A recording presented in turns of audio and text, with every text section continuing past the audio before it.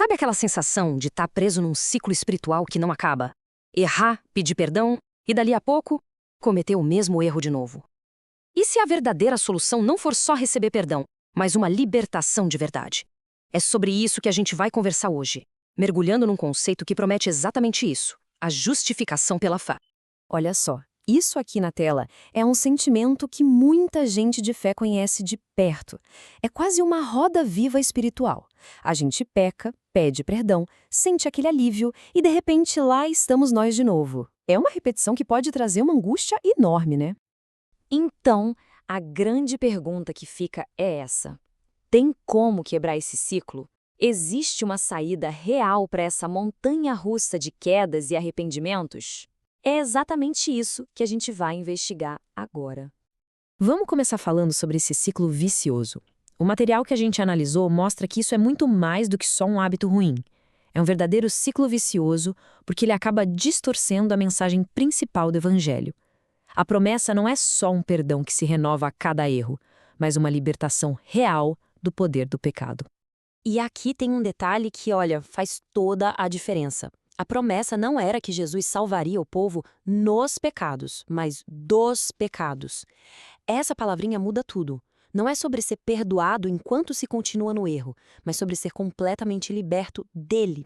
Ok, se o problema é esse ciclo que paralisa, qual é a solução?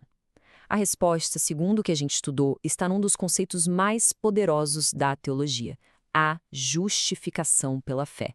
É aqui que está a chave para quebrar essas correntes. Mas afinal, o que significa justificação? Pensa numa analogia de tribunal. É como um ato judicial de Deus. Com base na fé em Cristo, Deus declara uma pessoa legalmente justa. Isso não quer dizer que ela vira perfeita do dia para a noite, mas que, perante a lei divina, ela é vista como se nunca tivesse pecado. E olha que imagem poderosa para descrever isso. É como se Cristo dissesse a Deus: eu o absolvo e dou a ele a minha apólice de seguro de vida, a vida eterna.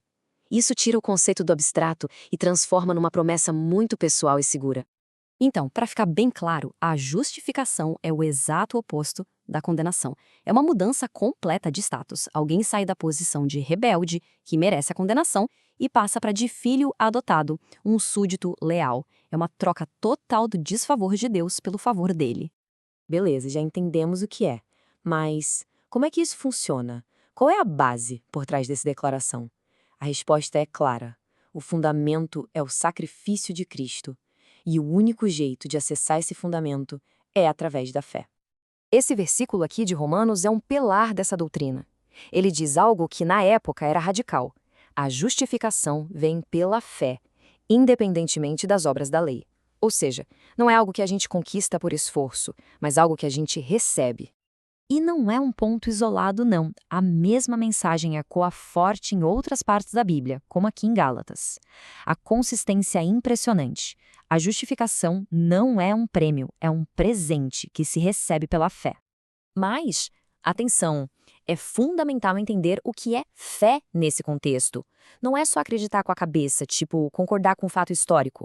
A fé aqui é descrita como uma confiança ativa, uma entrega total. É como se fosse a mão estendida que recebe o presente da graça de Deus. E agora a gente chega num ponto que, historicamente, sempre deu o que falar. Se a salvação é pela fé e não pelas obras, então o que a gente faz com a lei? As boas obras não importam mais? A lei foi cancelada? Vamos entender o papel de cada coisa.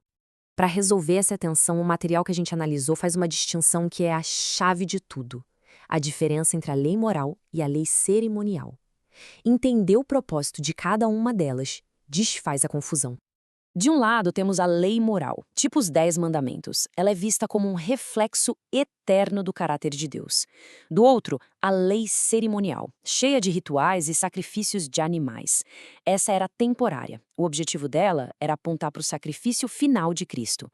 Quando ele veio, essa lei cerimonial cumpriu sua missão. Então, para que serve a lei moral hoje? Bem, ela funciona como um espelho. Como o apóstolo Paulo diz aqui, se a lei não dissesse "não cobiçarás", ele nem saberia o que é cobiça. A lei nos mostra o padrão de Deus, escancara nossas falhas e, com isso, nos mostra o quanto a gente precisa da graça. E isso nos leva ao ponto central de toda essa conversa.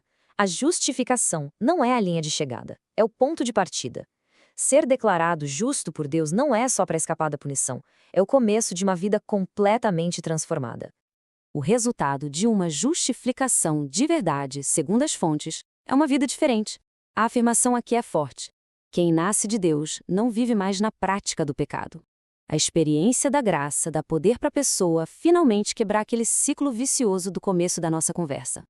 Dá para ver isso como uma jornada com 4 etapas. Tudo começa com a justificação, o ato legal. Isso leva à adoção, a pessoa se torna parte da família de Deus. A partir daí começa a santificação, um processo de transformação por dentro, que leva à vitória real sobre o pecado. E este versículo final amarra tudo de um jeito perfeito. O retrato do povo de Deus no fim dos tempos combina 2 coisas que não se separam: guardar os mandamentos e ter a fé de Jesus. A conclusão é clara. A fé verdadeira leva à obediência, e a obediência é a maior prova da fé. Portanto, a grande proposta que a gente analisou é esta. A vida de fé não precisa ser essa repetição sem fim de quedas e perdões. A justificação oferece mais do que perdão, oferece poder para transformar. A pergunta que fica no ar é: para quem abraça essa ideia, será que o ciclo realmente termina e a transformação começa?